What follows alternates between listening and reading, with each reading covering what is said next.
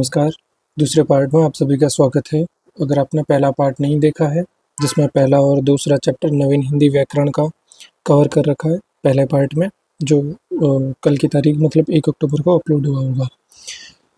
अगर आपने वो नहीं देखा है तो वो देख लीजिए एक बार। उसके जो चैप्टर थे 3, उनका थोड़ा ओवरव्यू लेते हुए आज अपन 4th और 5th चैप्टर की ओर चलेंगे, जिसमें मोटे-मोटे शब्द रूपांतर और पद के बारे में हम जानकारी लेंगे। नवीन हिंदी व्याकरण का जैसा कि हमने टारगेट लिया था कि 7 पार्ट में कंप्लीट करना है और 8वें पार्ट में कंप्लीट रिवीजन देना आपको। इस बीच आपका कोई भी डाउट हो किसी प्रकार का तो इस मेल आईडी पे आप मेल कर सकते हैं, इसका जवाब आपको मिल जाएगा। तो हमने पिछले वीडियो में जो चैप्टर पढ़े थे वो चैप्टर थे पहला, दूसरा और तीसरा, भाषा और व्याकरण। शब्द विचार हमने देखा, शब्द विचार दोनों पार्ट में हमने देख लिए हैं, है ना। अब हम देखेंगे शब्द रूपांतरण, जिसमें लिंग, वचन, कारक, काल और वाच्य देखेंगे और पद परिचय के बारे में जानकारी प्राप्त करेंगे। आज का टारगेट अपना ये है। कल हमने जो देखा उसको एक बार अपन रिवाइज कर लेते हैं। भाषा और व्याकरण हमने देखा, भाषा क्या है, भाषा संस्कृत के भाष से व्युत्पन्न है। भाष का मतलब प्रकट करना होता है। भाषा वह साधन है जिसके माध्यम से हम सोचते हैं और अपने भावों और विचारों को व्यक्त करते हैं। भारत की राजभाषा हिंदी स्वीकारी की गई है। और भाषा व्याकरण ग्रंथ के कितने तत्व होते हैं? तो 3 तत्व होते हैं। कौन से होते हैं? वर्ण, शब्द और वाक्य होते हैं। हिंदी में कितने वर्ण होते हैं? तो 44 वर्ण होते हैं। इन वर्णों को 2 भागों में बांटा गया है। कौन सा? स्वर और व्यंजन। स्वर 11 और व्यंजन कितने? 33। स्वर कौन से? वो जो बिना सहायता उच्चारित हो। स्वर 11 कौन कौन से होते हैं? तो आपके सामने है। स्वर को 2 भागों में बांटा गया है, एक ह्रस्व और दीर्घ। ह्रस्व स्वर वे होते हैं जिनमें उच्चारण में समय कम लगता है और दीर्घ वो होते हैं जिन्हें बोलने में समय अधिक लगता है। दोनों स्वरों को मिलाकर बनते हैं, इसलिए इन्हें संयुक्त स्वर भी कहते हैं। दीर्घ स्वर को संयुक्त भी कहते हैं। फिर स्वरों की मात्रा की बात की थी हमने। स्वरों की मात्रा की अगर बात करें तो मात्रा 10 होती है। किसकी एक मात्रा नहीं होती? तो अ की कोई मात्रा नहीं होती। फिर हमने व्यंजन की बात की थी, जो ध्वनियाँ स्वर की सहायता से उच्चारित की जाए उन्हें व्यंजन कहते हैं। इन्हें 5 वर्ग तथा स्पर्श, अंत्यस्थ और ऊष्म व्यंजनों में बांटा गया है। क वर्ग, च वर्ग, ट वर्ग, त वर्ग, प वर्ग, ये 5 वर्ग है। अंत्यस्थ में य, र, ल, व है। ऊष्म में स, स, ह है। संयुक्त अक्षर में 3 संयुक्त व्यंजन हैं, क्ष, त्र, ज्ञ और श्री भी सीमात हैं। श्री वाला स्वर। हिंदी वर्णमाला में वही बात करी हमने, 11 स्वर, 33 व्यंजन और कुल 44 होते हैं तथा 3 संयुक्त अक्षर होते हैं। फिर वर्णों के उच्चारण स्थान में हमने बात की थी। सबसे पहले स्वर के उच्चारण स्थान की बात करें तो अ, आ कंठ्य है, ई तालु है और री मूर्धन्य है। उसके बाद में उ और ऊ ओष्ठ्य है। फिर हमने अंग की बात की थी तो वो नासिक्य है। ए ऐ कंठ तालु है, ओ औ कंठ ओष्ठ्य है। तो ये बात की थी। फिर व्यंजन की अगर बात करें तो क परिवार और विसर्ग की बात करें तो वो कंठ्य हो जाएगा। च परिवार और य स तालव्य हो जाएगा। ट वर्ग और र न स मूर्धन्य हो जाएगा। ऋ और त वर्ग और ल और स दंत्य हो जाएगा। प वर्ग ओष्ठ्य हो जाएगा। फिर ये पंचमाक्षर की बात करी थी हमने और ये अनुस्वार की बात अगर करें तो ये नासिक्य हो जाते हैं सारे। फिर व की बात करें तो ये दंतोष्ठ्य हो जाता है और ह एलिजिवा हो जाता है, ह इम्पोर्टेंट हो जाता है। फिर हम बात करें आगे चले तो स्पर्शी में कौन से, फिर उच्चारण की दृष्टि से व्यंजन को कितने भागों में बांट सकते हैं? तो 8 भाग में। स्पर्शी में कौन सा? पंचमा अक्षर छोड़ के क, ट, त और प परिवार। च परिवार इसमें नहीं आएगा, ठीक है। फिर संघर्षी में चले गए। संघर्षी में कौन? स, स, ह, ख, ज, फ। तो ख, ज, फ और स, स, ह ये संघर्षी में याद रखना है। इस पर संघर्षी की बात करोगे तो च परिवार पूरा आ जाएगा। नासिक्य की बात करोगे तो पंचमाक्षर आ जाएगा, क, च, ट, त, प, इन 5 वर्गों का।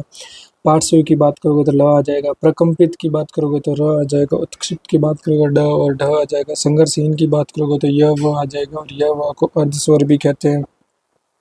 स्वर तंत्रियों की स्थिति में कंपन के आधार पर वर्णों को घोष और अघोष में बांटा जा रहा है। घोष वो 3, 4, 5, ठीक है।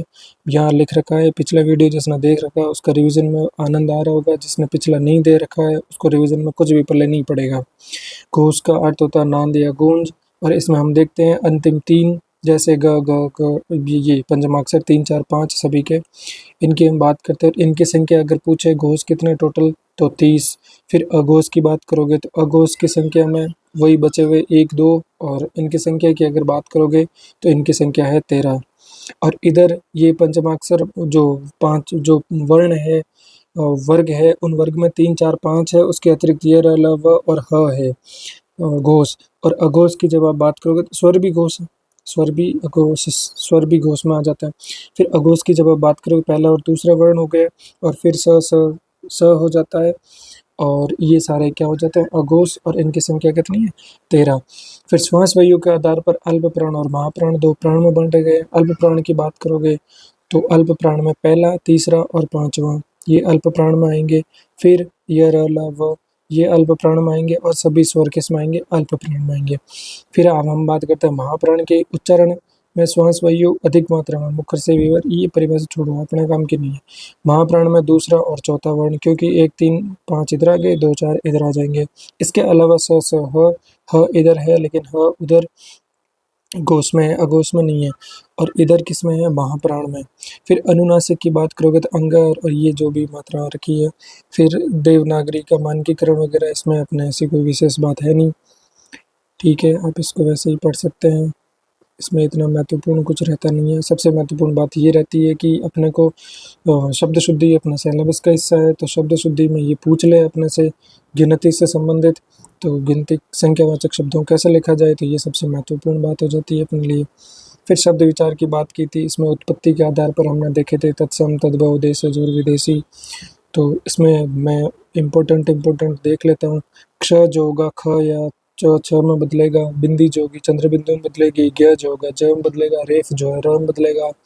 से महत्वपूर्ण अट्टालिका अट्टारी हो गई, अनारी अनाड़ी होगा, अम्लिका इमली हो गया, अक्षय आखा हो गया, अवतार अवतार हो गया। बाकी सब आप कर सकते हैं, ये हाईलाइट कल करे थे पिछले मतलब पिछले वीडियो में हम जब हाईलाइट करे थे तब मैंने यही चीज़ आपको बोली थी कि अपने को रिवीजन उन्हीं शब्दों का करना है जो अपने को याद नहीं रह सकते, ये जो ऐसे हैं जिनके आसपास अपन आइडिया नहीं लगा सकते, आसपास पहुंच नहीं सकते।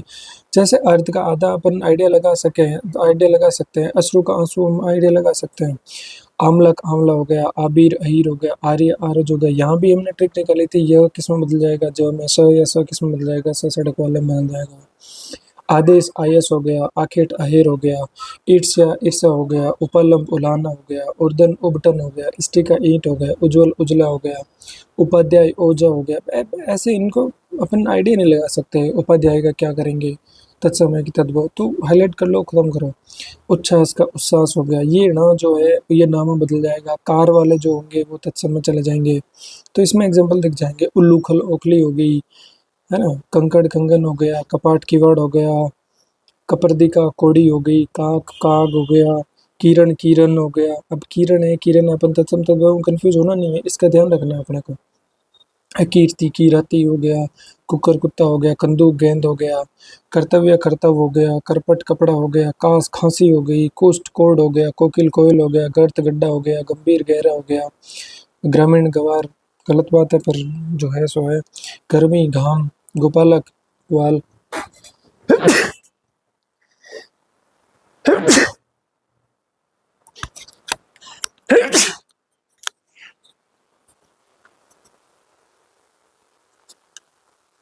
सॉरी सॉरी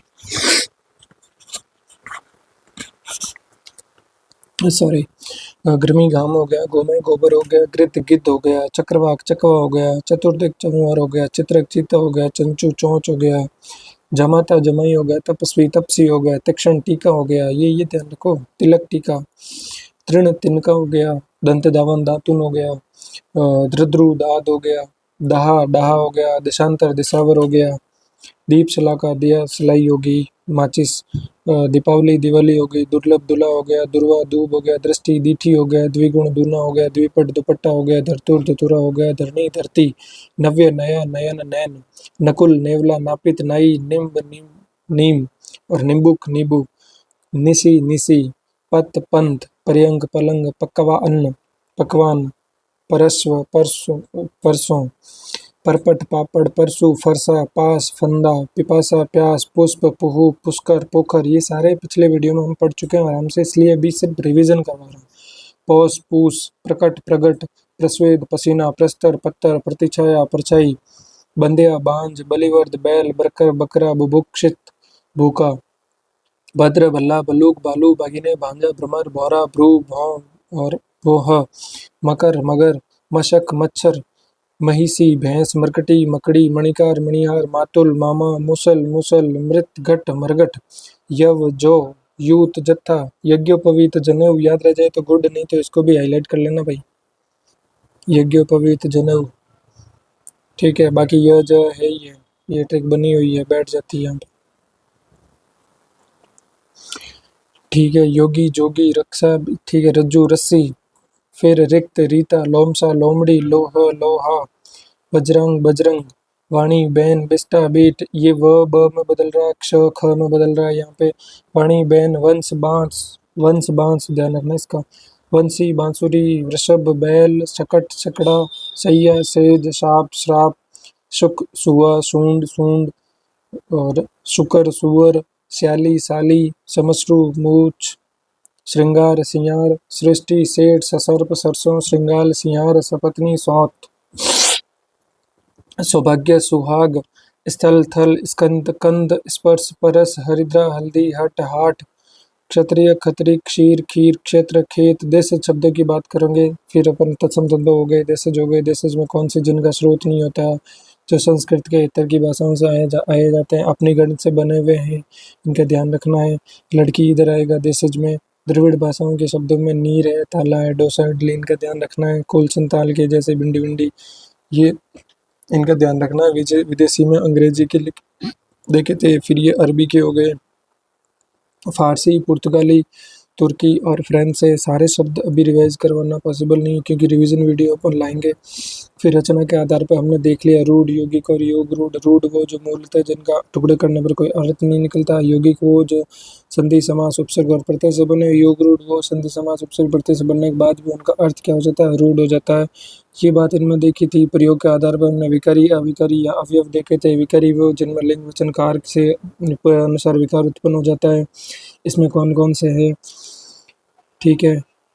ये विकारी में हम देख संज्ञा, सर्वनाम, विशेषण हो गया, जिनमें लिंग वचन कार कारक से काल से विकार उत्पन्न हो। क्रिया विशेषण संबंध बोधक और समुच्चय बोधक और विस्मयादि बोधक हो जाएंगे। अर्थ के आधार पर एकार्थी, अनेकार्थी, पर्यायवाची, विलोम, ये सारे हो गए। फिर हमने बात करी थी विकारी शब्दों में कि संज्ञा कितने प्रकार की होती है। तो संज्ञा 3 प्रकार की, व्यक्तिवाचक, जातिवाचक और भाववाचक। जातिवाचक के 2 उपभेद, समुदायवाचक और द्रव्यवाचक हमने देख लिए थे। फिर जातिवाचक से भाववाचक कैसे बनती है, ये जानकारी हमने ले ली थी। फिर उसके बाद में हम सर्वनाम की ओर चल दिए थे। सर्वनाम 6 प्रकार के हैं। पुरुषवाचक, पुरुषवाचक 3 हैं, उत्तम, मध्यम और अन्य। उत्तम वो जो पुरुष, जैसे प्रथम वक्ता है, उत्तम पुरुष वक्ता होता है, जैसे मैं, हम, जैसे मैं बोल रहा हूँ, मैं वक्ता हूँ, आप सुन रहे हैं। मध्यम पुरुष श्रोता है, ठीक है। और अन्य पुरुष वो जो अनुपस्थित होता है, जिसके बारे में बात की जा रही है, ऐसा कुछ भी। फिर निश्चयवाचक सर्वनाम, फिर अनिश्चयवाचक सर्वनाम, फिर प्रश्नवाचक सर्वनाम, फिर संबंधवाचक सर्वनाम, फिर निजवाचक सर्वनाम। फिर विशेषण की बात करें, जो विशेषता बताए किसकी, संज्ञा और सर्वनाम की, जिसकी विशेषता बताया जाए उसे क्या कहते हैं, विशेष्य, ठीक है। विशेषण 5 प्रकार के बताए गए हैं इसमें। गुणवाचक विशेषण, संख्यावाचक विशेषण, संख्या भी, निश्चितवाचक और अनिश्चयवाचक संख्या, फिर परिमाणवाचक, फिर संकेतवाचक, फिर व्यक्तिवाचक। फिर विशेषण की अवस्था की हमने बात कर ली थी, उत्तर, मूल अवस्था, उत्तरावस्था और उत्तमावस्था, 3 अवस्था हो जाती है। फिर विशेषण की रचना की हम बात करें तो संज्ञा से, सर्वनाम से, क्रिया और अवयव से। क्रिया की बात कर ली थी, कर्म के आधार पर आक्रामक और सकर्मक हो जाती है। और फिर वही प्रयोग तथा संरचना के आधार पर हमने सामान्य क्रिया, संयुक्त क्रिया, प्रेरणार्थक क्रिया, पूर्वकालिक क्रिया की बात की थी। फिर हमने नाम धातु की बात की थी। तो नाम धातु में महत्वपूर्ण बात ये हो जाती है कि ये क्रिया शब्दों से नहीं बनती, तो किससे बनती है, संज्ञा से, सर्वनाम से, विशेषण, इनसे बनती है। जैसे रंग से रंगना, लज्जा से लज्जाना, अपना से अपनाना, ये सारे हो गए। फिर कृदंत क्रिया हो गई, जो क्रिया शब्दों के पीछे प्रत्यय लगने से बनती है। फिर सजातीय क्रिया हो जाती है, फिर सहायक क्रिया हो जाती है। फिर काल के अनुसार अगर अपन देखें, भूतकाल हो गया, वर्तमान हो गया, भविष्य हो गया, वही पास्ट, प्रेजेंट और फ्यूचर की बात कर लेते हैं हम। फिर अविकारी की बात कर ली थी। तो क्रिया विशेषण, क्रिया विशेषण 4 प्रकार हो गए। एक काल बोधक जो काल बताए, स्थान बोधक जो स्थान बताए, परिमाण बोधक जो परिमाण बताए, और रीति बोधक जो तरीका बताए। फिर कारण बोधक क्रिया विशेषण, स्वीकार बोधक क्रिया विशेषण। तो ये सारे प्रकार हो गए, है ना।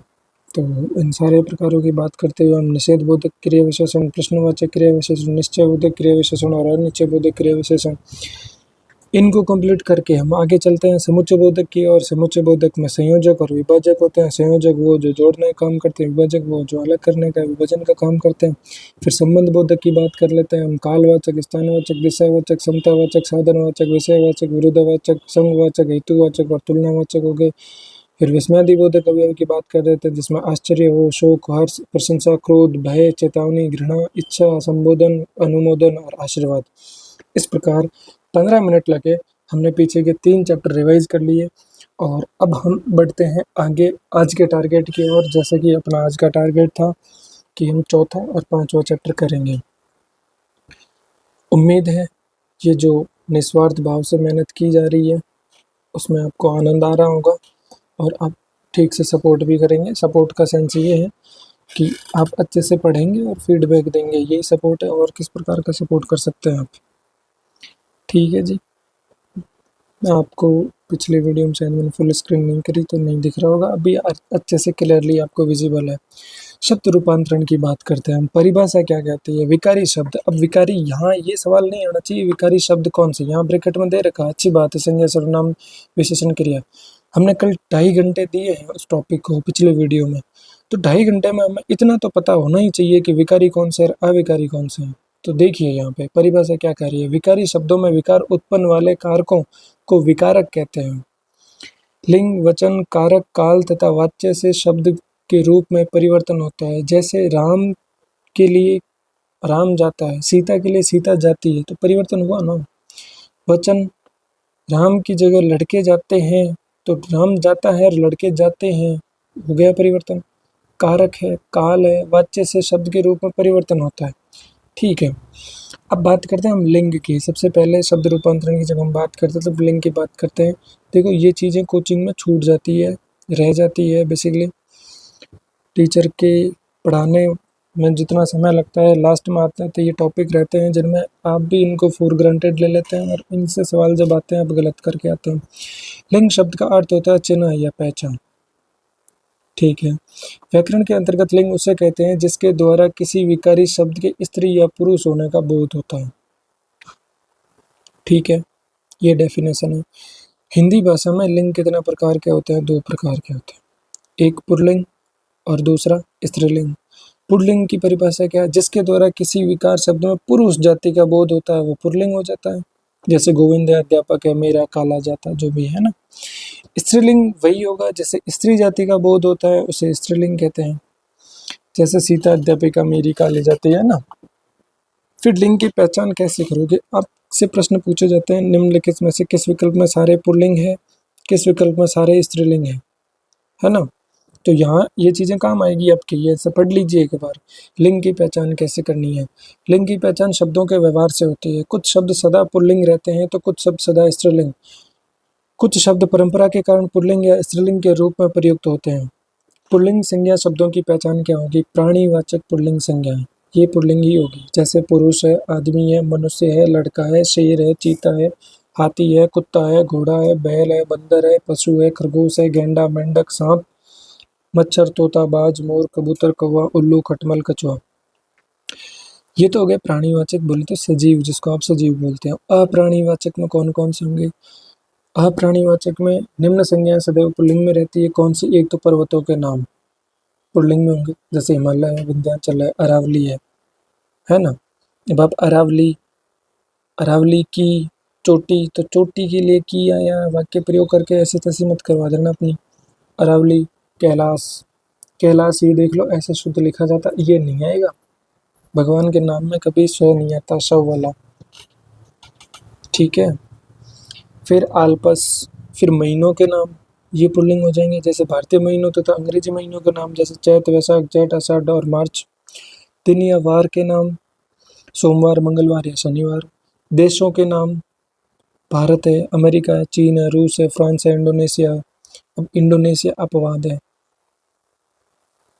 श्रीलंका, अब यहाँ अपवाद के रूप में ये श्रीलंका स्त्रीलिंग हो जाएगा। अब बताओ, आया कुछ समझ में? ग्रहों के नाम, अपन क्या सोच के करके आते हैं फिर आगे मिलाते हैं, ये गलत कैसे होगा हमारा। ग्रहों के नाम में सूर्य है, चंद्रमा है, मंगल है, शुक्र है, राहु है, केतु है, अरुण है, वरुण है, यम है। और अपवाद के तौर पे कौन है? पृथ्वी।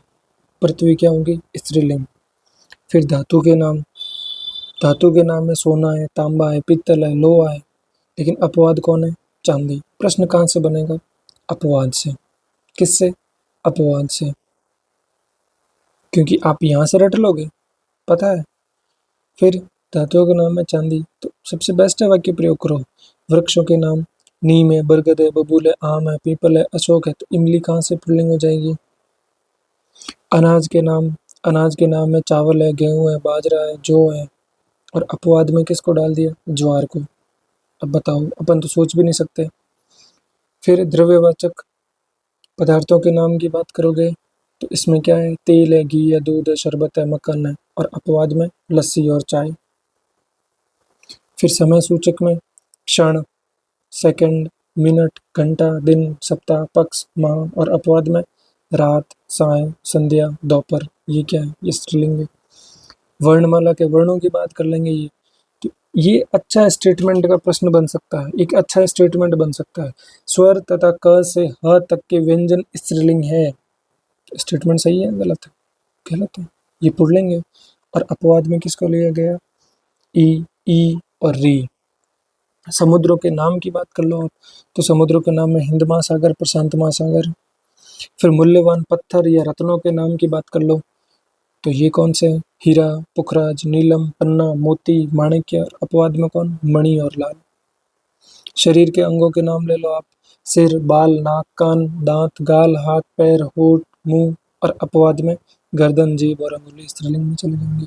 देवताओं के नाम ले लो आप, देवताओं के नाम में इंद्र, यम, वरुण, ब्रह्मा, विष्णु और महेश। आपा, आव, आवा, आर, अन, इय, एरा, त्व, दान, पन, य। खाना वाला आदि प्रत्यय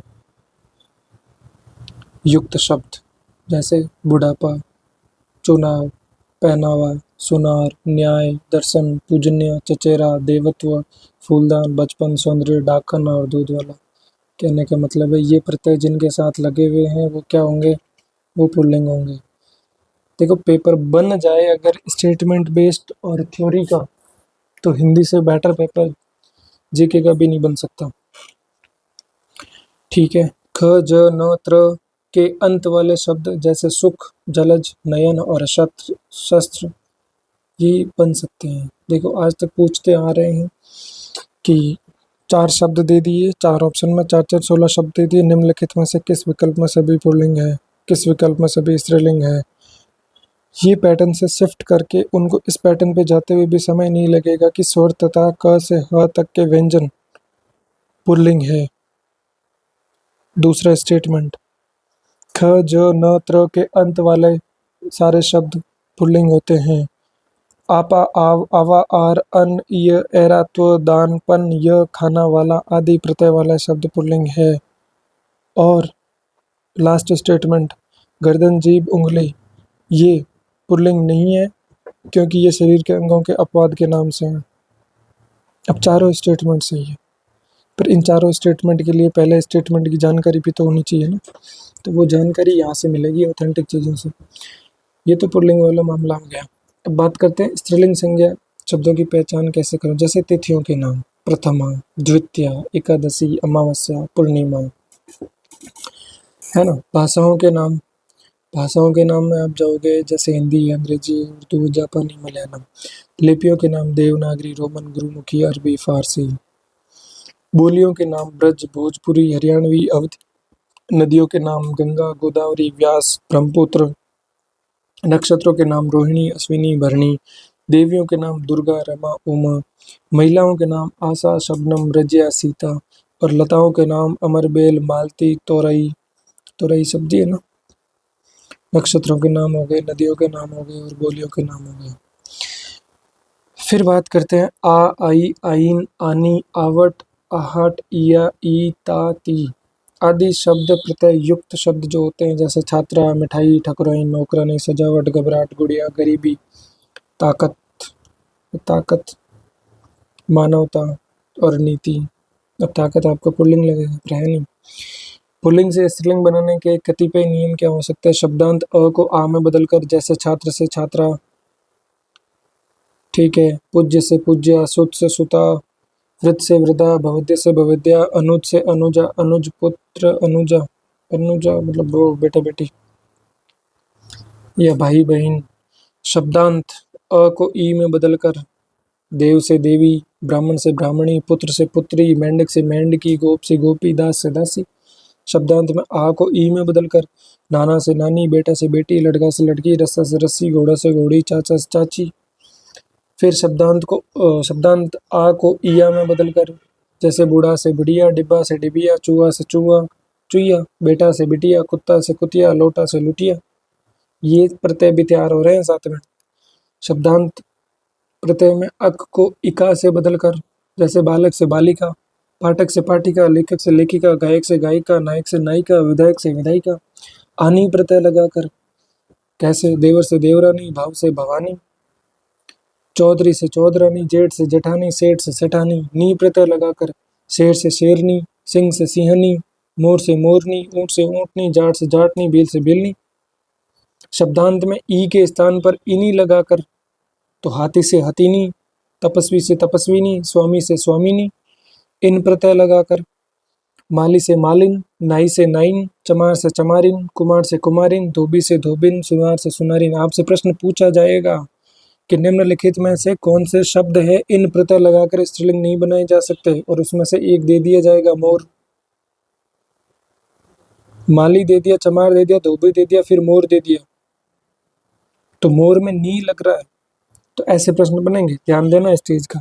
माली से मालिन, चमार से चमारिन, धोबी से धोबिन, नाई से नाइन, कुमार से कुमारिन, सुनार से सुनारिन। सुनारी नहीं होता, सुनारिन होता। फिर आइन प्रत्यय लगाकर, चौधरी से चौधराइन, ठाकुर से ठाकुराइन, मुंशी से मुंशियाइन। आपके डाकिए की लुगाई का दिमाग में आ रहा है कि वो कैसे बनेगा।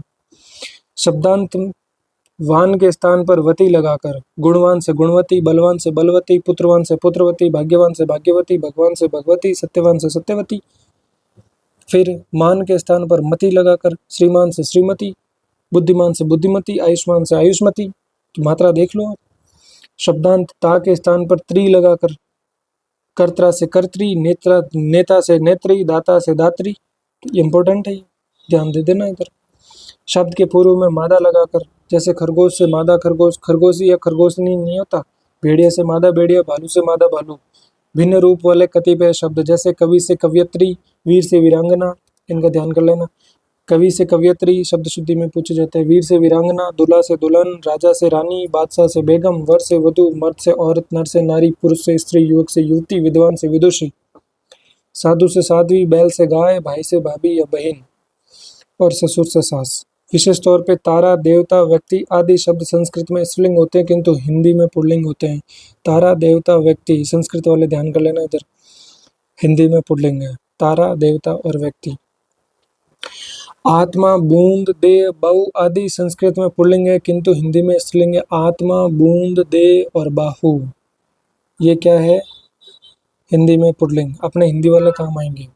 संस्कृत में ईमा प्रत्यंतक शब्द यथा महिमा, गरिमा, लगिमा, सीमा आदि पुल्लिंग होते हैं। ये भाई साहब यहाँ दिख रहा अपने को, ईमा प्रत्यांत शब्द यथा महिमा, लगिमा, सीमा आदि हो गया, यहाँ से स्त्रीलिंग है। बस बीच की लाइन पढ़ो ही मत। हिंदी में ये तत्सम शब्द होते हुए भी स्त्रीलिंग है, ठीक है, ये तत्सम है, ये ध्यान ध्यान ध्यान कर लेना। और अप्रत्यांतक जय, विजय, पराजय संस्कृत में पुल्लिंग होते हैं, किंतु हिंदी में स्त्रीलिंग होते हैं। उसकी जीत हो गई, तो ये यहाँ से इतना ही हाईलाइट करो जिसमें अपना काम हो रहा हो।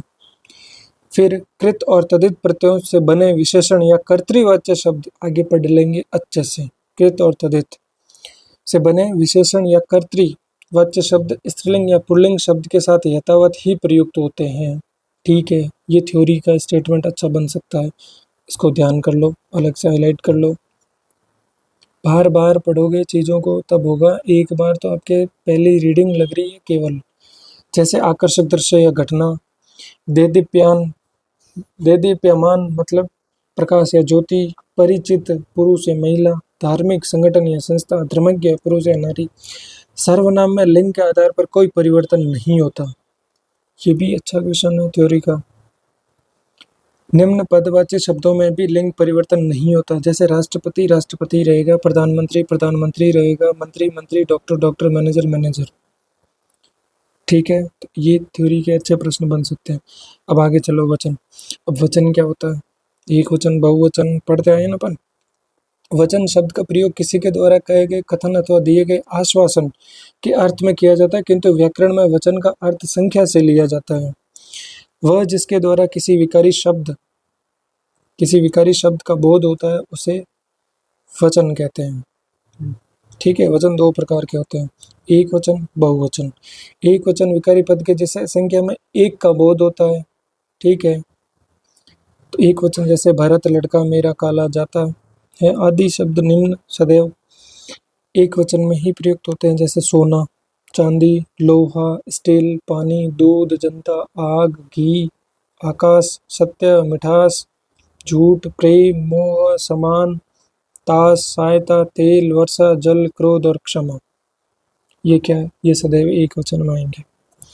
बहुवचन विकारी शब्द जैसे एक से अधिक संख्या का बोध होता है, जैसे लड़के मेरे काले जाते हैं। हिंदी में ये सदैव बहुवचन होंगे, जैसे आंसू, होश, दर्शन, हस्ताक्षर, प्राण, भाग्य, आदरणीय, व्यक्ति हेतु प्रयुक्त शब्द आप, दाम, समाचार, बाल, लोग, होश और हालचाल।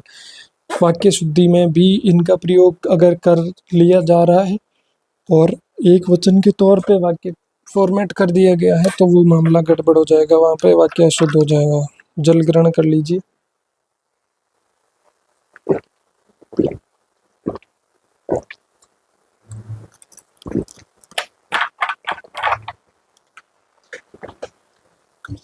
वचन परिवर्तन कैसे?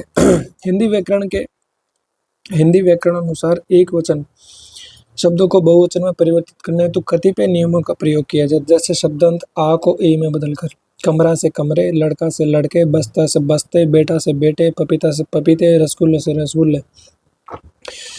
तो पपीतों ध्यान दो इधर, अ को इसमें बदल के पुस्तक से पुस्तकें, ए, दाल से दालें, राह से राहें, दीवार से दीवारें, सड़क से सड़कें, कलम से कलमें।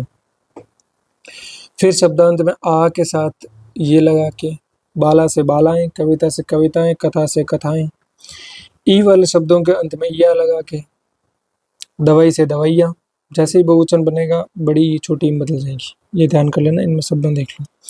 लड़की से लड़कियाँ, साड़ी से साड़ियाँ, ये हो गया ना रे, लिखा हुआ नहीं। नदी से नदियाँ, खिड़की से खिड़कियाँ, स्त्री से स्त्री। स्त्रीलिंग शब्द के अंत में या को यहाँ में बदल के, चिड़िया चिड़िया। एक चिड़िया उड़ती हुई आई और उसने चंद्र बिंदु लगा रखा है, तो आपका वाक्य गलत है। चिड़ियाएं उड़ गई, तो जिस हिसाब से जिस सेंस में प्रयोग हुआ उस सेंस में आपको ध्यान रखना इसका विशेष तौर पे। डिबिया गुड़िया। स्त्रीलिंग शब्द के अंत में ऊ को बड़े ऊ और बड़े ओ को ये ए लगा कर, जैसे वधु से वधुएं, वस्तु से वस्तुएं, बहू से बहुएं। ये सबसे इम्पोर्टेंट है, बाकी में फर्क नजर आ रहा है, इसमें फर्क भी नजर नहीं आएगा आपको। ई और बड़ी ई स्वरांत वाले शब्दों के साथ यो लगाकर तथा ई की मात्रा को छोटी ई में बदलकर, जैसे जाति से जातियों, रोटी से रोटियों, अधिकारी से अधिकारियों, लाठी से लाठियों, नदी से नदियों, गाड़ी से गाड़ियों। एक वचन शब्द के साथ में जन, गण, वर्ग, वृंद, हर, मंडल, परिषद आदि लगाकर, जैसे गुरु से गुरुजन तो अपन यूज करते हैं मेरे गुरुजनों को प्रणाम, नहीं, गुरुजन हो गया बहुवचन। फिर लेखक वृंद, भक्त जन, अध्यापक गण, युवा वर्ग, खेती, हर, मंत्री मंडल। और मंत्रिमंडल जैसे ही आ रहा है साथ में, तो फिर यहाँ पे ये अगर संयुक्त हो जा रहा है तो मात्रा छोटी ही हो जाएगी। फिशेस की बात करते हैं, जो थ्योरी के प्रश्न होते हैं। संबोधन शब्दों में ओ न लगकर ओ की मात्रा लगती है, मात्रा ही लगानी चाहिए, जैसे भाइयों, बहनों, मित्रों, बच्चों और साथियों। बिंदी नहीं आएंगी, क्यों? क्योंकि संबोधन शब्द है। थ्योरी के बहुत अच्छे सवाल बनते हैं, इनका विशेष तौर पे ध्यान कर लेना। पारिवारिक संबंधों के वाचक आक्रांत देश शब्द भी बहुवचन में प्राय यथावत ही रह जाते हैं, जैसे चाचा न कि चाचे, माता, दादा, बाबा, किंतु भांजा व भतीजा व साला से भांजे भतीजे व साले शब्द बनते हैं। ठीक है, समझ गए होंगे। विभक्ति रहित अकारांत से भिन्न पुल्लिंग शब्द कभी भी परिवर्तित नहीं होते। जैसे क्या बोल रहा है, विभक्ति रहित अकारांत से भिन्न पुल्लिंग शब्द कभी भी परिवर्तित नहीं होते। जैसे बालक, फूल, अतिथि, हाथी, व्यक्ति, कवि, आदमी, सन्यासी, साधु, पशु, जंतु, डाकू, उल्लू, लड्डू, रेडियो, फोटो, मोर, शेर, पति, साथी, मोती, गुरु, शत्रु, भालू, आलू, चाकू, ये कभी परिवर्तित नहीं होंगे। विदेशी शब्दों के हिंदी में बहुवचन हिंदी भाषा के व्याकरण के अनुसार बनाए जाने चाहिए। जैसे स्कूल से स्कूलें, ना कि स्कूल्स। कागज से कागजों, ना कि कागजात। आप देखते होंगे ना, काफ़ी टीचर बोलते हैं स्टूडेंटों, तो स्टूडेंट्स अंग्रेजी का है पर हिंदी में बोल रहे हैं ना वो, तो वो वैसे बना रहे हैं, तो वो सही है बात उनकी। भगवान के लिए या निकटता सूचित करने के लिए तू का प्रयोग किया जाता है। जैसे हे ईश्वर, तू बड़ा दयालु है। ठीक है। निम्न शब्द सदैव एक वचन में ही प्रयुक्त होते हैं। जनता, वर्षा, हवा और आग। समझ में आ गया होगा। अब बात करते हैं कारक की। कारक शब्द का शाब्दिक अर्थ होता है करने वाला, किंतु व्याकरण में ये एक पारिभाषिक शब्द है। जब किसी संज्ञा या सर्वनाम का पद का संबंध वाक्य में प्रयुक्त अन्य पदों से विशेषकर क्रिया के साथ जाना जाता है तो उसे कारक कहते हैं। ये कारक की परिभाषा है माय डियर मंडली। आगे बढ़िए। विभक्ति क्या है? कारक को प्रकट करने के लिए संज्ञा या सर्वनाम के साथ जो चिन्ह लगाया जाता है उसे विभक्ति कहते हैं। प्रत्येक कारक का विभक्ति चिन्ह होता है, किंतु हर कारक के साथ विभक्ति चिन्ह का प्रयोग हो ये आवश्यक भी नहीं है। हिंदी में कारक कितने प्रकार के होते हैं? 8 प्रकार के होते हैं। यहाँ लिख रहा हूँ 11 क्या होते हैं, 33 क्या होते हैं, 44 क्या होते हैं। इनका आंसर कमेंट बॉक्स में 11, 33 और 44 का आंसर कमेंट बॉक्स में देंगे। कर्ता, कर्म, करण, संप्रदान, अपादान, संबंध, अधिकरण, संबोधन। कर्ता नए संज्ञा या सर्वनाम का वह रूप जो क्रिया कार्य करने वाले का बोध कराता है, वह कौन सा है? कर्ता कारक। अर्थात क्रिया के करने वाले को क्या कहते हैं? कर्ता कारक। कर्ता कारक का विभक्ति चिन्ह न है। नए विभक्ति का प्रयोग कर्ता कारक के साथ केवल भूतकालिक क्रिया होने पर होता है। थ्योरी के प्रश्न है। कर्ता कारक के साथ केवल भूतकालिक क्रिया पर होने पर होता है। अतः वर्तमान काल, भविष्यत काल, मैं आम खाता हूँ, ठीक है, मैं आम खाऊंगा, ठीक है, तो ये क्या है? ये भविष्य और वर्तमान है। अतः वर्तमान काल, भविष्यत काल क्रिया के अकर्मक होने पर नए विभक्ति का प्रयोग नहीं होता।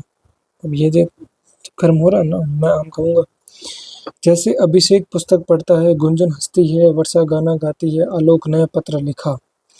देखो, अभिषेक पुस्तक को पढ़ता है, ऐसा लिखने की जरूरत नहीं है, कर्म के आगे भी नहीं आएगा। अभिषेक ने पुस्तक पढ़ी, तो यहाँ आलोक ने पत्र लिखा, पास्ट में जाते ही ये प्रेजेंट है, ये प्रेजेंट है, ये प्रेजेंट है और ये पास्ट है। जैसे ही पास्ट का प्रयोग होगा वैसे ही विभक्ति चिन्ह आ जाएगा। तो ये है इस स्टेटमेंट का मतलब। 13% बैटरी। कर्म कारक को वाक्य में जिस शब्द पर क्रिया का फल पड़ता है उसे कर्म कारक कहते हैं। ठीक है, वाक्य में जिस शब्द पर क्रिया का फल पड़ता है उसे कर्म कारक कहते हैं। कर्म कारक का विभक्ति चिन्ह को है। कर्म कारक सदैव सजीव हो तो उसके साथ को विभक्ति लगती है, निर्जीव कर्म कारक के साथ नहीं। ये थ्योरी का प्रश्न बनता है वापस कारक से, अगर कोई बताना चाहे तो। जैसे राम ने रावण को मारा, नंदू दूध पीता, नंदू दूध को पीता है, लिखने की जरूरत नहीं है। ठीक है। करण कारक, करण मतलब से, विभक्ति से। वाक्य में कर्ता जिस साधन या माध्यम से क्रिया करता है अर्थात क्रिया के साधन को करण कारक कहते हैं। करण कारक का विभक्ति चिन्ह से है। ज्योत्सना चाकू से सब्जी काटती है, मैं पेन से ही लिखता हूँ। अब ये ज्योत्सना देख लो, शब्द सुनते में पूछा जाता है, ज्योत्सना ऐसे लिखा जाता है। संप्रदान कारक के लिए, को, के वास्ते। संप्रदान शब्द का अर्थ है देना।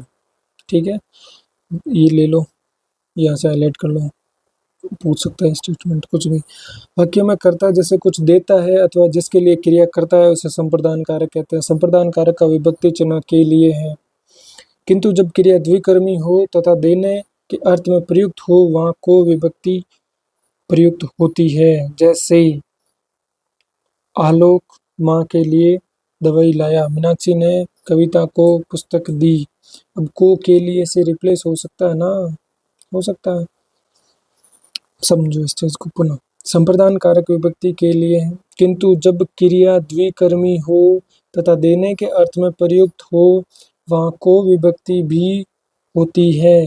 कैसे? हम पीछे पढ़ के आ रहे हैं, द्विकर्म क्या होता है जिसमें दो कर्म हो। मीनाक्षी ने कविता को पुस्तक दी। पुस्तक किसने दी? मीनाक्षी ने। किसको दी? कविता को। तो यहाँ दो कर्म है, दो कर्म हो रहे हैं। तो ये यही तो बोल रहा है कि भाई को सीधी लैंग्वेज में अगर बोले तो को रिप्लेस किया जा सकता है क्या?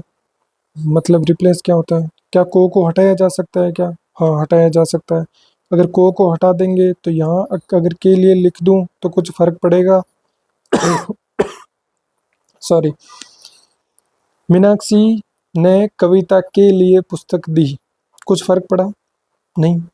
तो ये बोल क्या रहा है? यही तो बोल रहा। अतः द्वितीय वाक्य में कविता संप्रदान कारक होगा क्योंकि दी क्रिया द्विकर्मक है। भिखारी को भीख दो, यहाँ को शब्द के लिए, को शब्द के लिए के अर्थ में आया है। भिखारी को भीख दो, तो भिखारी के लिए भीख दो या भिखारी को भीख दो, तो वापस थोड़ी लेंगे उससे। अपादान कारक से पृथक या से अलग। वाक्य में जब किसी संज्ञा या सर्वनाम के जिस रूप से एक वस्तु या व्यक्ति का दूसरी वस्तु या व्यक्ति से अलग होना या तुलना का, इधर देखो, अलग होने का आप पढ़ते आए हो, तुलना करने का भाव ये महत्वपूर्ण है, का बोध होता है। जिससे अलग हो या जिससे तुलना की जाए उसे अपादान कारक कहते हैं। इसकी विभक्ति भी से है, किंतु से पृथक या अलग का बोध कराता है। जैसे पेट से पत्ता गिरता सब करके आते हैं, वो शेर से डरता है, शेर से डरना, शेर से डरना। अब इसमें कौन सा करोगे आप? अपादान होगा। क्यों? और एक सासू से शर्माती है, लज्जा भी इसमें ऐड कर सकते हो आप, लज्जा। एक तो हो गया अलग, एक हो गया लज्जा, एक हो गया भय। ये तीनों अपादान में आ जाएंगे। ठीक है। पेट से पत्ता गिरता है, कविता सविता से अच्छा गाती है। फिर संबंध कारक में का के की रा रे री ना ने नी। अब यहाँ जब वाक्य में किसी संज्ञा या सर्वनाम का अन्य किसी संज्ञा या सर्वनाम से संबंध हो, जिससे संबंध हो उसे संबंध कारक कहते हैं, जिसके विभक्ति चिन्ह का के की रा रे री ना ने नी आदि हैं। अजय की पुस्तक गुम हो गई, तुम्हारा चश्मा यहाँ है, अपना कार्य स्वयं करे। फिर आता है अधिकरण कारक। ये जो बता रहे हैं ना, अधिकरण कारक। अधिकरण में मैं पेपर पढ़ता है अपन। वाक्य में प्रयुक्त संज्ञा या सर्वनाम के जिस रूप से क्रिया के आधार का बोध होता है उसे अधिकरण कारक कहते हैं, जिसके विभक्ति चिन्ह मैं पे पर है, पक्षी आकाश में उड़ रहे हैं, मैं पुस्तक मेज पर पड़ी है ना, मेज पर पुस्तक पड़ी है। संबोधन कारक हे, ओ और अरे, हो गया कारक अपना पूरा। वाक्य में जब किसी संज्ञा या सर्वनाम को पुकारा या बुलाया जाता है अथवा जिसे संबोधित किया जाए उसे संबोधन कारक कहते हैं। संबोधन कारक विभक्ति चिन्ह है हे, ओ, अरे। संबोधन कारक के बाद संबोधन चिन्ह या अल्प विराम, संबोधन चिन्ह ये अल्प विराम है ना, ये होगा यहाँ पे। जैसे हे प्रभु रक्षा करो, अरे मोहन यहाँ आओ, है ना। इसको ठीक करते हैं।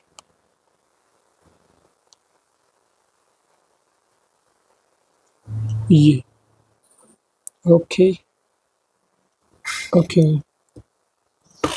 विशेष सर्वनाम में कारक साथ ही होते हैं, इसका संबोधन कारक नहीं होता।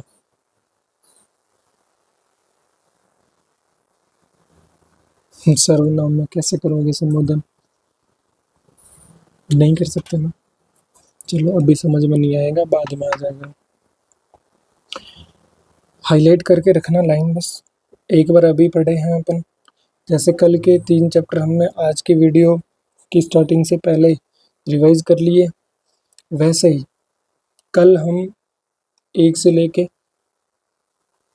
5 तक ये हाईलाइट किए हुए रिवाइज करेंगे, तब आपको और समझ में आएगा। पहला, दूसरा चैप्टर, तीसरा चैप्टर, चौथा और 5वां चैप्टर अंत तक करेंगे, भले वीडियो की लेंथ बढ़ जाए।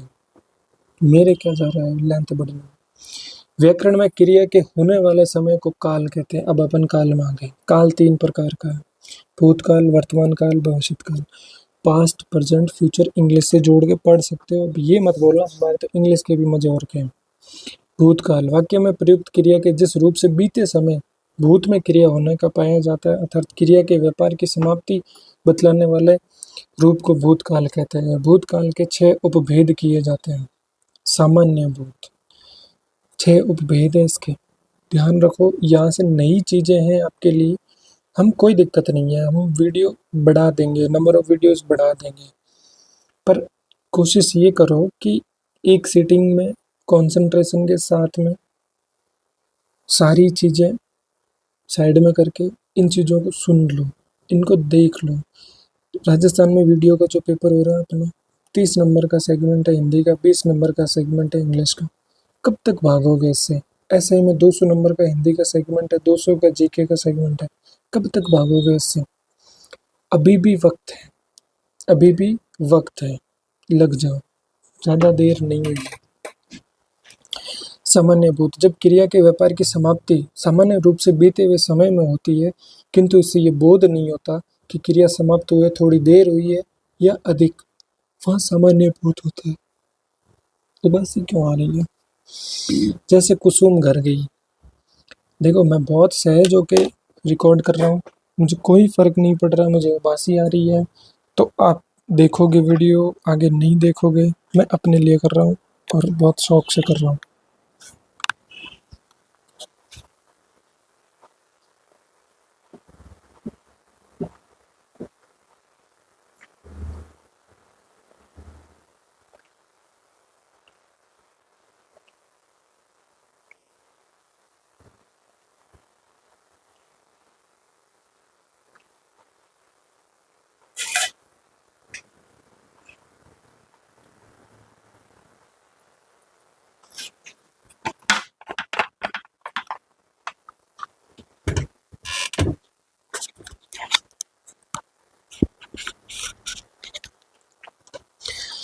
सामान्य भूत का मतलब क्या है? जिससे क्रिया कब समाप्त हुई इस चीज का पता नहीं चलता। कुसुम घर गई, कब गई अपने को नहीं पता, we don't know about that exact time कि अब कुसुम घर गई है, इतना समय हो गया। अविनाश ने गाना गाया, अकबर ने पुस्तक पढ़ी।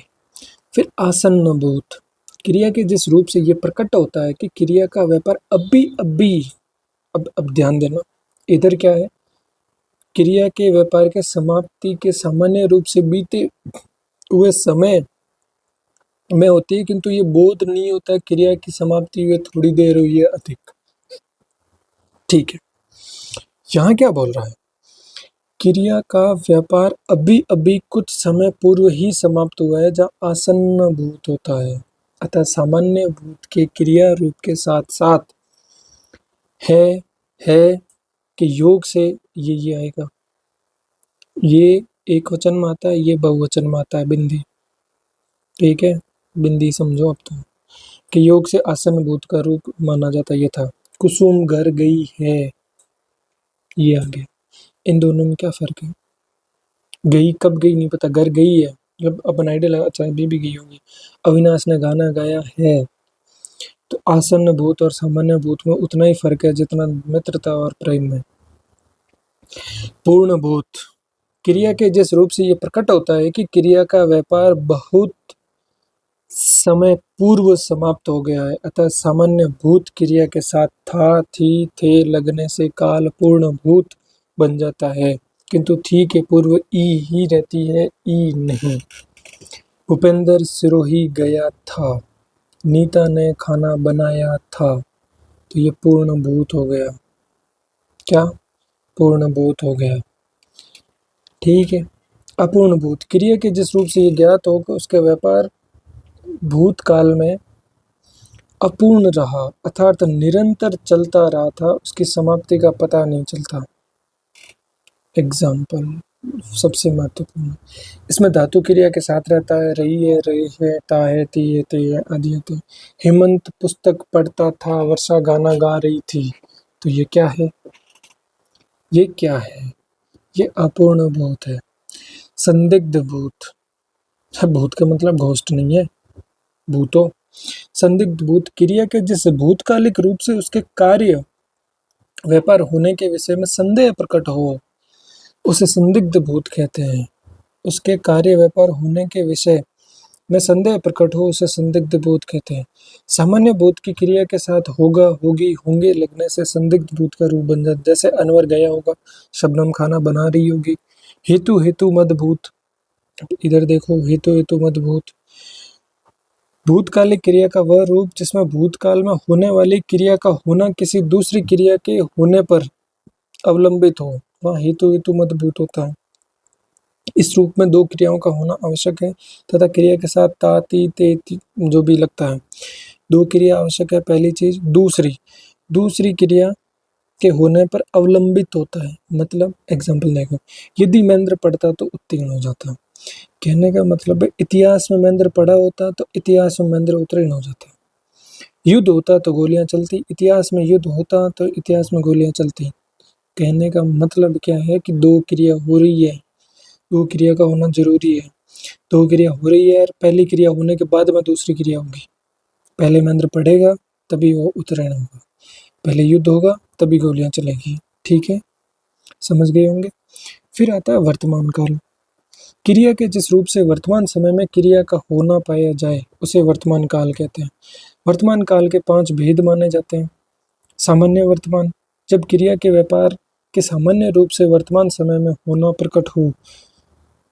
क्या कहना चाहते हैं?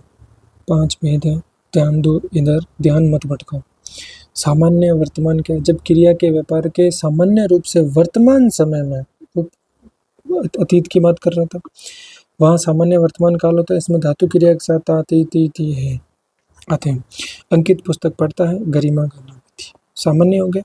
अपूर्ण वर्तमान, जब क्रिया के व्यापार के अपूर्ण होने अर्थात क्रिया के चलते रहने का बोध होता है, वह अपूर्ण वर्तमान काल होता है। इसमें धातु क्रिया के साथ रहा है, रही है, रहे आदि होते हैं।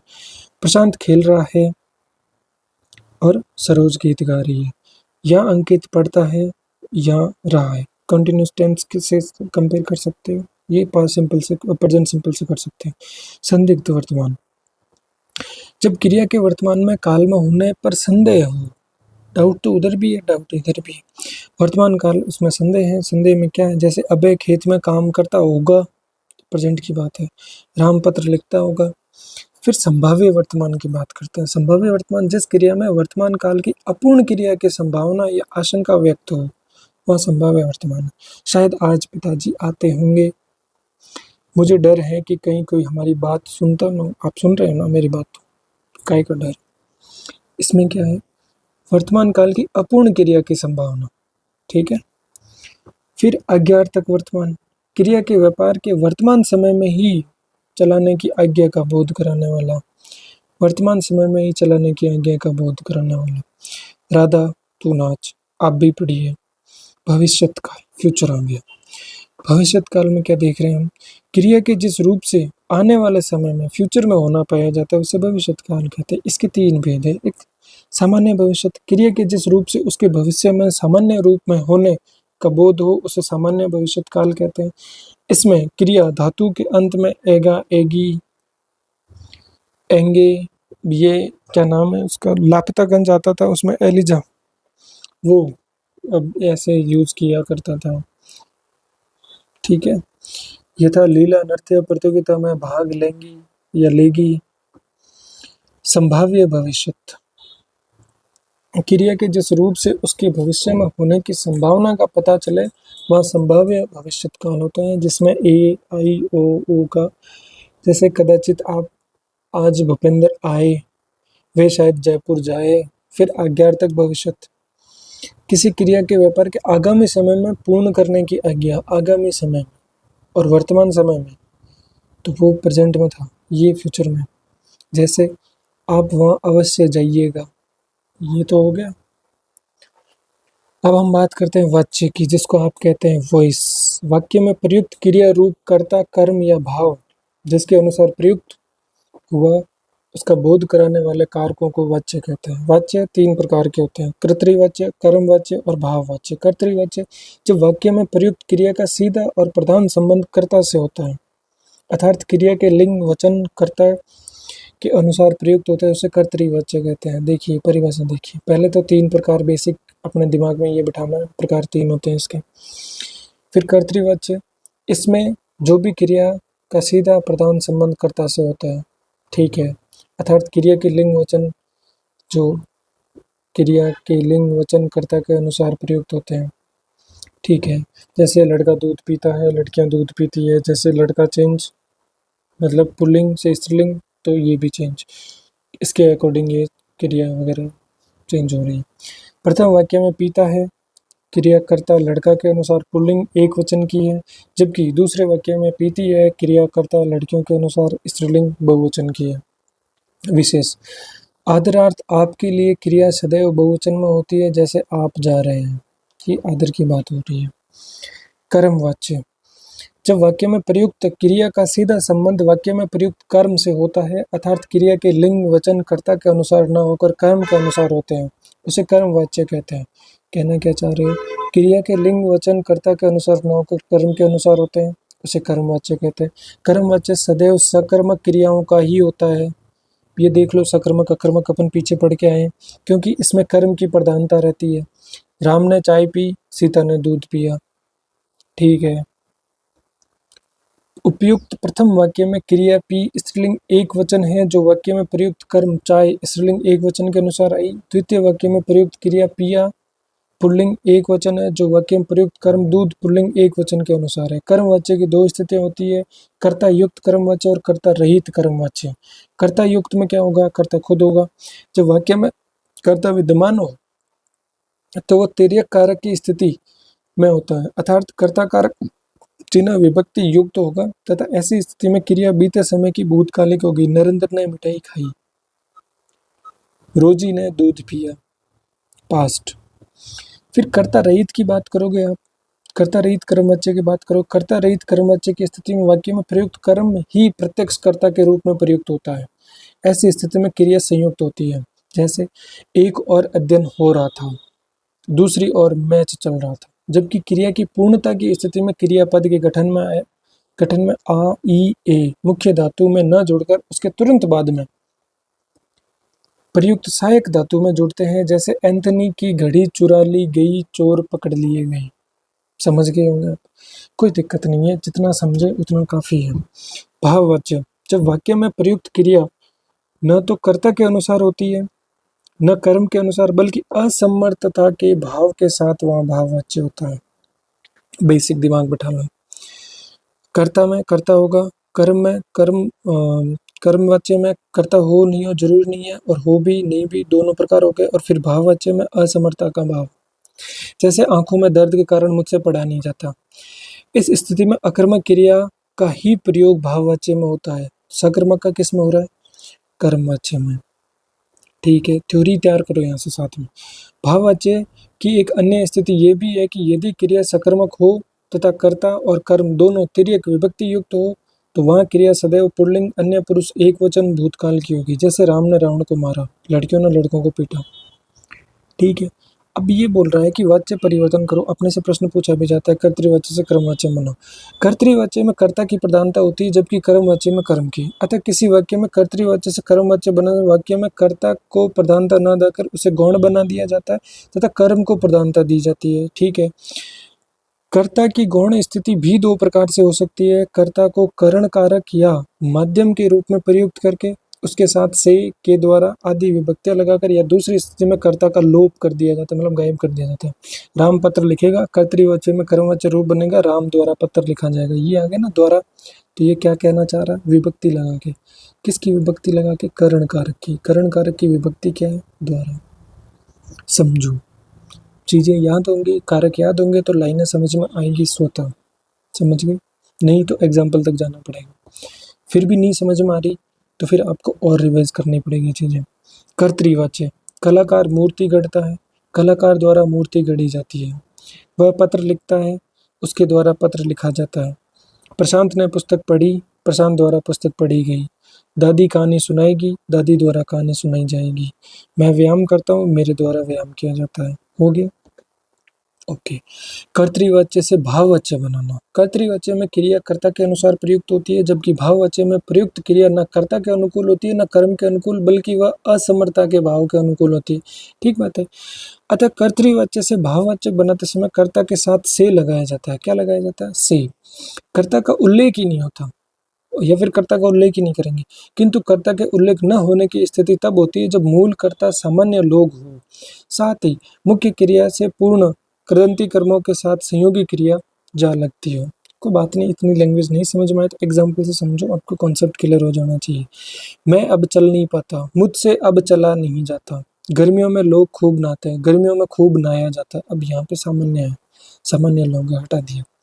वे गा नहीं सकते, उनसे गाया नहीं जा सकता। ठीक है।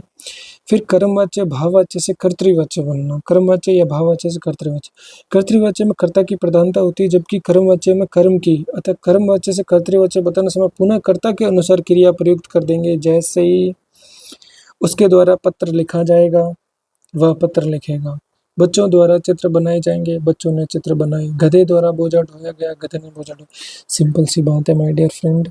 आप एक्टिव वॉइस और पैसिव वॉइस, एक्टिव वॉइस से पैसिव वॉइस, पैसिव वॉइस से एक्टिव वॉइस जैसे इंग्लिश में बनाते आए हैं, वैसे ही हिंदी में कर्तरी और कर्मवाच्य हैं। इससे अतिरिक्त कुछ नहीं है। अब इतना आप समझ गए होंगे।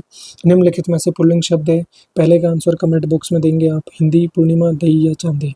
पुल्लिंग कौन सा है? पुल्लिंग कौन सा है? कौन सा शब्द स्त्रीलिंग का नहीं है? छात्रा, वधु, पृथ्वी और जीवन। कमेंट बॉक्स में आंसर देंगे। निम्न में से कौन सा शब्द सदैव बहुवचन में प्रयुक्त नहीं होता? हस्ताक्षर, दर्शन, सोना और प्राण। ठीक है, कर सकते हो वाक्य प्रयोग, जैसे हस्ताक्षर किए, दर्शन किए, प्राण उड़ गए, सोना महंगा हो गया या महंगे हो गए, देख सकते हो। पेड़ से पत्ता गिरता है, वाक्य में पेड़ शब्द का कारक कौन सा है? यदि वह परिश्रम करता तो अवश्य सफल होता। परिश्रम कब करता? पीछे। सफल कब होता? पीछे। तो हेतु हेतु, समझ गए? ठीक है, इनके स्त्रीलिंग रूप बना लेना और इनमें चीज़ें देख लो, स्त्रीलिंग पुल्लिंग पृथक कर देना ताकि आपका अभ्यास हो जाएगा। तो ये मामला है, 1 घंटे का रखते हैं इस वीडियो को। तो या दूसरा वाला समेट दें, क्योंकि टैब चार्ज नहीं है, इसमें माइक जो है वो कनेक्ट है।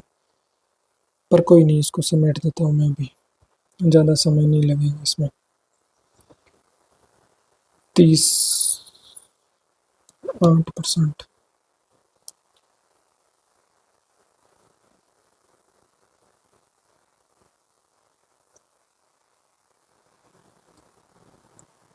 देखो, पद परिचय की बात करते हैं। वाक्यों में प्रयुक्त प्रत्येक सार्थक शब्द को पद कहते हैं तथा उन शब्दों के व्यवहारिक परिचय को पद परिचय कहते हैं। पद व्याख्या या पदान्वय कहते हैं। पद परिचय में उस शब्द के भेद, उपभेद, लिंग, वचन, कारक आदि के परिचय के साथ वाक्य में प्रयुक्त अन्य पदों के साथ उसके संबंध का भी उल्लेख किया जाता है। संज्ञा शब्द का परिचय कैसे? किसी भी संज्ञा शब्द के पद परिचय हेतु 5 बातें बतलानी होती है। संज्ञा का प्रकार, उसका लिंग, वचन, कारक तथा उस शब्द का क्रिया के साथ संबंध क्या है। ठीक है, अब संज्ञा शब्द का क्रिया के साथ संबंध वैसे अपना डायरेक्ट नहीं पूछा जा रहा, पर अंडरस्टैंडिंग डेवलप करने के लिए अपने पास जानकारी होनी चाहिए, ताकि अपन पीछे जो पढ़ते हैं ना, काल, वचन, लिंग आदि, उनका यहाँ रिवीजन हो जाएगा ना। ध्यान फरमाना इधर। संज्ञा शब्द क्रिया के साथ संबंध कारक के अनुसार जाना जा सकता है। यदि संज्ञा शब्द कर्ता कारक है तो लिखेंगे अमुक क्रिया का कर्ता या करने वाला, तथा कर्म है तो उल्लेख करेंगे अमुक क्रिया का कर्म। इसी प्रकार कारक के अनुसार उसका क्रिया के साथ संबंध बतलाया जाएगा। अभिषेक पुस्तक पढ़ता है, उक्त वाक्य में अभिषेक तथा पुस्तक शब्द संज्ञाएं हैं। यहाँ इनका पद परिचय अपन कैसे देंगे? अभिषेक व्यक्तिवाचक है, अपने को यहीं से आइडिया लगाना पहले। ठीक है, पुल्लिंग है, एक वचन है, कर्ता कारक है, पढ़ता है, क्रिया का करता है, बिल्कुल है। पुस्तक जातिवाचक है, बिल्कुल है। स्त्रीलिंग है, एक वचन है, कर्म कारक है, पढ़ता है, क्रिया का कर्म। तो यहाँ से आपने कितनी चीज़ें रिवाइज कर ली? 5, जो अपन पीछे पढ़ के आए। तो बेसिकली ये रिवीजन है आपका। 5th चैप्टर आपके आगे के चारों चैप्टर का रिवीजन है। सर्वनाम शब्द का परिचय आप कैसे दोगे? किसी सर्वनाम के पद परिचय में भी उन्हीं बातों का उल्लेख करना होता है जो संज्ञा शब्द के पद परिचय में किया। अर्थात सर्वनाम का प्रकार, पुरुष सहित लिंग, वचन, कारक तथा क्रिया के साथ संबंध। जैसे मैं पुस्तक पढ़ता हूँ, हमने मैं को उठाया, मैं शब्द सर्वनाम है इसमें, ठीक है। मैं सबसे पहले हम सोचे पुरुषवाचक में कौन सा है, तो पुरुषवाचक में उत्तम पुरुष है, ठीक है, ये रहा उत्तम पुरुष। फिर पुल्लिंग है, पुल्लिंग है, एक वचन है, एक वचन है, पढ़ता क्रिया करता है कि कहे, ठीक है। ये उसी वही कार है जिसे कोई चुरा कर ले गया, ये उसकी वही कार है जिसे कोई चुरा कर ले गया। इस वाक्य में यह, उसकी, जिसे, कोई, ये पद सर्वनाम है। इनका परिचय कैसे दोगे आप? जैसे यह की बात करोगे तो यह निश्चयवाचक सर्वनाम है। अब आपके सर्वनाम याद होने चाहिए यहाँ पे, नहीं है तो याद करके देखना आगे का वीडियो, पहले बता देता हूँ। निश्चयवाचक है, ठीक है। अन्य पुरुष है, बिल्कुल है। स्त्रीलिंग है क्यों कि कार के लिए प्रयुक्त हुआ है, ठीक है। एक वचन है, संबंध कारक है, किससे संबंध बता रहा है? कार से, कार संज्ञा का संबंध, ओके। जिसे संबंधवाचक सर्वनाम है, स्त्रीलिंग है, एक वचन है, कर्म कारक है, चुरा कर ले गया क्रिया का कर्म है, बिल्कुल। कोई अनिश्चयवाचक है, कोई किसे, किसको, है ना, कोई किसी। अन्य पुरुष है पुल्लिंग एक वचन है, कर्ता कारक है, चुरा कर ले गया क्रिया का करता है। अब विशेषण शब्द का परिचय कैसे दोगे? किसी विशेषण शब्द के परिचय हेतु तो निम्न बातों को ध्यान रखना। विशेषण का कौन सा प्रकार है? उत्तर अवस्था है, उत्तम अवस्था या मूल अवस्था है, लिंग, वचन, विशेष्य व उसके साथ संबंध। वीर राम ने सब राक्षसों का वध कर दिया। उक्त वाक्य में वीर तथा सब विशेषण है। इनका परिचय किस प्रकार से दोगे? जैसे वीर गुणवाचक विशेषण है, मूल अवस्था है, पुल्लिंग है, एक वचन है, राम विशेष्य के गुण का बोध करवाता है। वीर किसके लिए प्रयुक्त हुआ है? राम के लिए, ठीक है। सब, सब क्या है? संख्यावाचक विशेषण है, मूल अवस्था में, पुल्लिंग है, बहुवचन आया, राक्षसों के विशेष्य की संख्या का बोध कराता है। कितना मजा आ रहा है? क्रिया शब्दों का पद परिचय कैसे दोगे? क्रिया शब्द का पद परिचय क्रिया का प्रकार, लिंग, वचन, वाच्य, काल तथा वाक्य में प्रयुक्त अन्य शब्दों के साथ संबंध को बतलाया जाता है। राम ने रावण को बाण से मारा, राम ने रावण को बाण से मारा। उक्त वाक्य में मारा शब्द या मारा पद क्रिया है। जैसे मारा किसको? राम को, तो कर्म पता चल गया, सकर्मक। राम ने रावण को मारा, सॉरी, मारा किसने? राम ने, किसको? रावण को। सकर्मक क्या है? पुल्लिंग है, स्त्रीलिंग? पुल्लिंग है, एक वचन है, एक वचन है, कर्तृवाच्य है, भूतकाल है, भूतकाल है। मारा क्रिया का कर्ता राम, कर्म रावण तथा करण बाण, ठीक है। अविकारी या विकारी शब्दों का पद परिचय कैसे? अवयव या अविकारी शब्दों का लिंग, वचन, कारक आदि से प्रभावित नहीं होता, अतः इनके पद परिचय में केवल अवयव शब्द के प्रकार व उसकी विशेषता या संबंध ही बतलाया जाता है, ठीक है। आगे बढ़ो। क्रिया विशेषण का पद परिचय कैसे दोगे? लड़के ऊपर खड़े हैं, ऊपर शब्द क्रिया विशेषण है अतः पद परिचय होगा।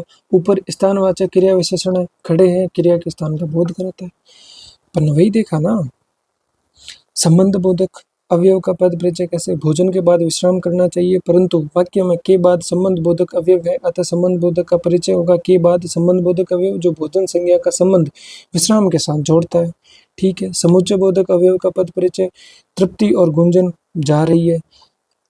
समुच्चय बोधक किसका काम कर रहे हैं? जोड़ने का काम कर रहे हैं। तो और शब्द समुच्चय बोधक अवयव है, इसका पद परिचय होगा समुच्चय बोधक अवयव संयोजक जोड़ने काम कर रहा है, तृप्ति तथा गुंजन दो संज्ञा शब्दों को जोड़ रहा है। विस्मयादिबोधक अवयव का पद परिचय अरे, ये क्या हो गया? विस्मयादिबोधक अवयव जो विस्मय के भाव का बोध कराता है, अरे, ठीक है। तो ये मामला है इस प्रकार कुछ अपना। तो पद परिचय में मुख्यतः क्या करना होता है? पद का भावार्थ बताना, पद का सरलार्थ, पद का व्याकरणिक परिचय बताना, पद की नियुक्ति करता, तो पद का व्याकरणिक परिचय। संज्ञा पद के पद परिचय में क्या नहीं बताया जाता? संज्ञा का प्रकार बताना पड़ेगा आपको। वचन, लिंग, काल, बताओ क्या नहीं बताना पड़ेगा? खुद आंसर करोगे। पद का प्रकार, लिंग, वचन, वाच्य, काल तथा अन्य शब्दों के साथ संबंध किसके पद परिचय में बतलाया जाता है? ये भी देखो पद परिचय किसे कहते हैं, ठीक है। ये इनका पद परिचय दे देना आप। एक मिनट, यहाँ चैप्टर 7 कैसे आ गया? सीधे चैप्टर 5 से 7 आ गया, ठीक है। इतना ही रखते हैं। 4 5 हमने देख लिया होगा तो, नहीं तो PDF चेंज करेंगे। ये भी कैसे उठाएगी है, तो भाई देख लो, ये चैप्टर कर लिए हमने, 1 2 3 कर लिया, 4 और 5 कर लिया, ठीक है। ये हो गया पहले पार्ट में, ये दूसरे पार्ट में हो गया तकरीबन 1 घंटे में। पहला पार्ट काफ़ी लंबा हो गया था, 2.5 घंटे का, तो ये पार्ट इतना लंबा नहीं है, ठीक है। तो हमने कर दिया रूपांतरण। अब 6th चैप्टर जो है उसमें कायदे से तो संधि है, पर यहाँ 6th चैप्टर में क्या दे रखा है, 6th चैप्टर है कि नहीं है, सीक्वेंस ऊपर नीचे नहीं है, यहाँ समास दे रखा है। तो संधि का चैप्टर भी लाएंगे हम कहीं ना कहीं से, क्या बोर्ड की बुक से लाएंगे, पुनः हाईलाइट करेंगे, और कोई इलाज नहीं है। ठीक है जी, तो मिलते हैं अगले वीडियो में। साथ बने रहने के लिए बहुत बहुत धन्यवाद। ध्यान से पढ़ना। पहला पार्ट जिन्होंने नहीं देखा है उनका लिंक मैं जो डिस्क्रिप्शन दे देता हूँ, नहीं तो चैनल में ढूंढ लेना प्लेलिस्ट में जाके। तो मिलते हैं अगले पार्ट में, जिसमें हम संधि और समास के बारे में बात करेंगे, फिर उपसर्ग प्रत्यय की बात करेंगे, फिर शब्द की बात करेंगे, फिर वाक्य विराम चिन्ह, मुहावरे, लोकोक्ति, इसके प्रकार से किताब खत्म। मिलते हैं जी अगले पार्ट में। Thank you so much.